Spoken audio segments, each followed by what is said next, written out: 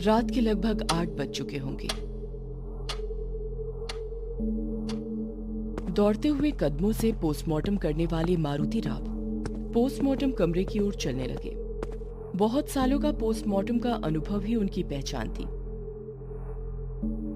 कभी कभी कुछ शव ऐसे होते थे जो पुलिस भी नहीं देख पाती थी। ऐसे शवों का पोस्टमार्टम मारुति राव बिना हिचकिचाहट करते थे।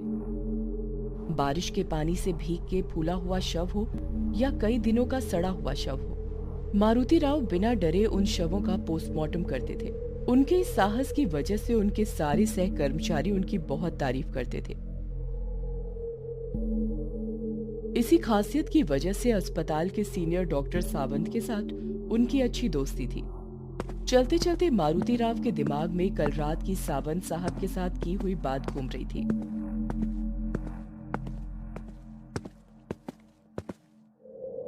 कल रात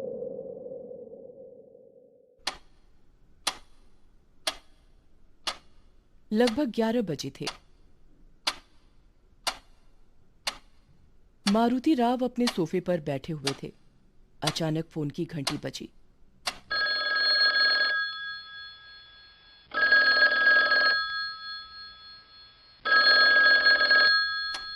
घड़ी की ओर देखते हुए मारुति राव ने फोन उठाया। हेलो जी कहिए सावंत साहब। मारुति, एक लड़का है, उसे काम से निकालना है। मेरी उसके साथ कुछ खास बनती नहीं।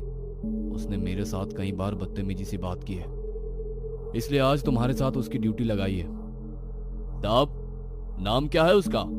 दीपक नाम है उसका। अब ये दीपक बुझ ही गया समझो साहब। पोस्टमार्टम रूम में काम करना कोई बच्चों का खेल नहीं है। मारुति, एक बात पूछूं? संकोच भरी आवाज में सावंत ने पूछा। सावंत साहब, संकोच किस बात का है? पूछिए जो पूछना है। मारुति, तुम इतने सालों से पोस्टमार्टम कर रहे हो, पर क्या तुम्हें भूत प्रेत आत्मा इन बातों पर विश्वास है? भूत? साहब ये सब मनगढ़ंत कहानियां है। मुझे ऐसे मनगढ़ंत कहानियों पर विश्वास नहीं है। बहुत ही आत्मविश्वास के साथ मारुति राव ने जवाब दिया। और बताइए साहब, आप वापस कब लौट रहे हो? अभी भी मुंबई में ही हूँ, कल तक पहुंचूंगा। मुंबई से करीब 8 घंटों का सफर है। और एक बात मारुति, वो लड़का यानी दीपक की एक खासियत है। खासियत? कौन सी खासियत? अभी थोड़ा व्यस्त हूँ, वैसे भी कल आने वाला हूँ, तो मिल के बात करते हैं। कल की वो बात याद करके मारुति राव मन ही मन मुस्कुरा रहे थे। आज फिर सावंत साहब ने एक जिम्मेदारी मुझे सौंप दी। जिन लोगों को काम से निकालना होता है उन लोगों की ड्यूटी सावंत साहब मेरे साथ पोस्टमार्टम कमरे में लगाते हैं। यानी कि वो खुद काम छोड़ देते हैं, उन्हें निकालने की नौबत ही नहीं आती है। चलते चलते मारुति राव पोस्टमार्टम कमरे के पास पहुंच गए। वहां 24-25 साल का एक लड़का खड़ा था। सामने टेबल पर सफेद कपड़े के नीचे एक शव भी था। नाम क्या है तुम्हारा? सर दीपक। दीपक, पोस्टमार्टम करते हुए बुझ मत जाना दीपक। मारुति राव ने अपनी पोशाक पहनी और दीपक से कहा। डर लग रहा हो तो अभी बताओ, यहाँ कई लोग चक्कर खाकर गिर चुके हैं।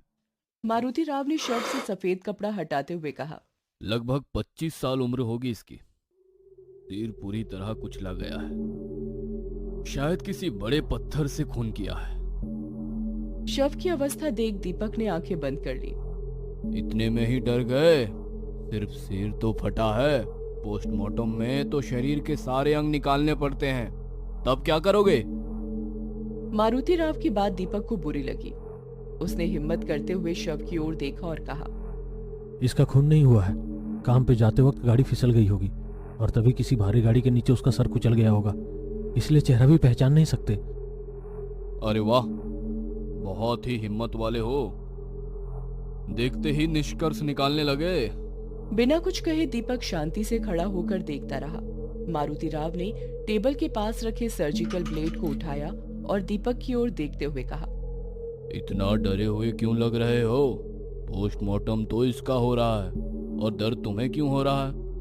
तभी दीपक ने उस शव की तरफ देखते हुए गंभीरता से कहा। मौत के बाद इसके शरीर से बाहर पड़ी आत्मा अपने शरीर का पोस्टमार्टम होते हुए देखेगी तो उसे कैसा लगेगा? दीपक की ये बात सुनकर मारुति राव ने हंसते हुए कहा, आत्मा, भूत प्रेत आत्मा, ये सब मनगढ़ंत कहानियां हैं। मुझे इन सब बातों पर विश्वास नहीं है। दीपक चुपचाप खड़ा रहा और गंभीरता से बोला, मनगढ़ंत कहानियां? माफ कीजिए सर, पर जब तक हम देखते नहीं हम विश्वास नहीं करते। और हम विश्वास करें या ना करें इन्हें फर्क नहीं पड़ता। दीपक का अस्वस्थ चेहरा देखकर मारुति राव ने आत्मविश्वास से कहा, अपना ये पोस्टमार्टम का काम देखकर खुद भूत प्रेत आत्मा हमसे डरते हैं। हो क्यों डरे भला? उन्हें किस बात का डर? जख्म दर्द तो उन्हें होता ही नहीं है। उसके लिए उनके पास शरीर जो नहीं होता, वो कहीं भी जा सकते हैं, आपके सामने भी हो सकते हैं। दीपक की इस बात से मारुति राव को गुस्सा आ गया। उन्होंने गुस्से से दीपक को देखते हुए सर्जिकल ब्लेड उठाया और टेबल पर पड़े शव के गले में भोंक।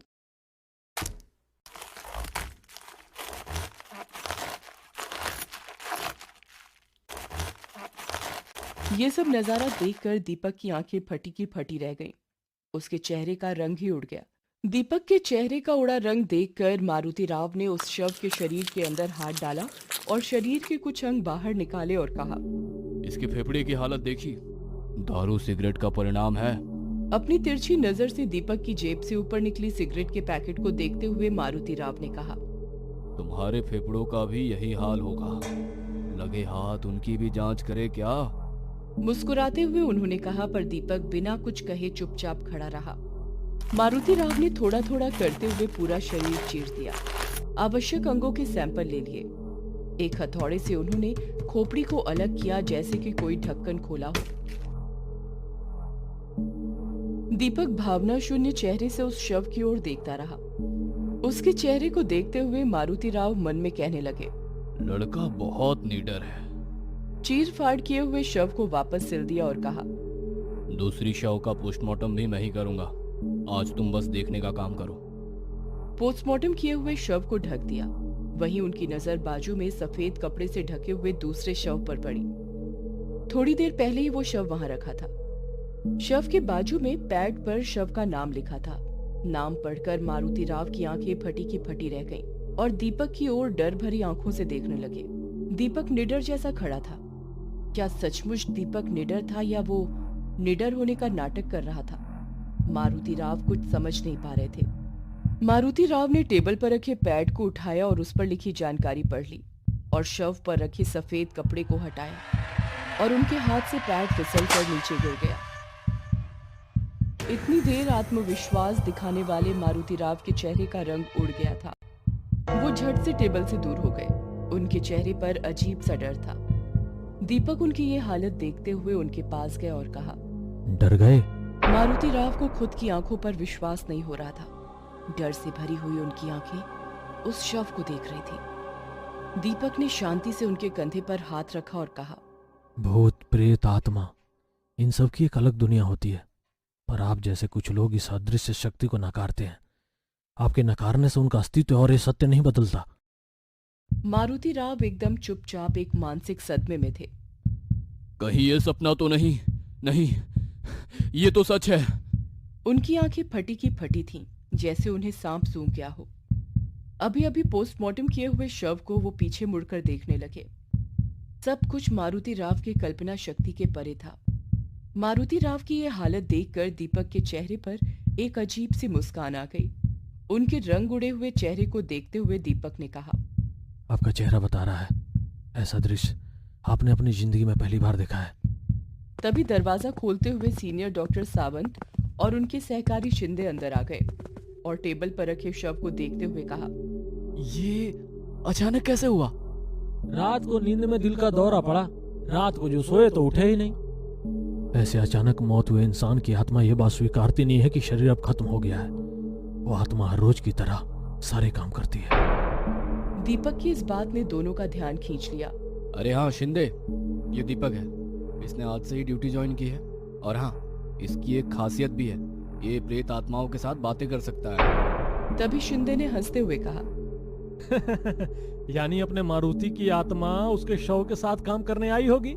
इस लड़के को ही पूछ लो। वैसे तो मेरा भूत प्रेत आत्मा इन सब मनगढ़ंत कहानियों पर विश्वास नहीं, टेबल पर रखे दोनों शव का पोस्टमार्टम कर दो शिंदे। तभी दीपक ने टेबल पर रखे मारुति राव के शव का चेहरा ढक दिया और सावंत साहब के पीछे आधी खुली खिड़की की ओर देखते हुए कहा, मारुति राव भी इन मनगढ़ंत कहानियों पर कहाँ विश्वास करते थे। दीपक की ये बात सुनकर सावंत साहब सुन्न हो गए। उन्होंने उसी खुली खिड़की की ओर देखा जहां दीपक देख रहा था। तभी एक ठंडी हवा का झोंका खिड़की से अंदर आया।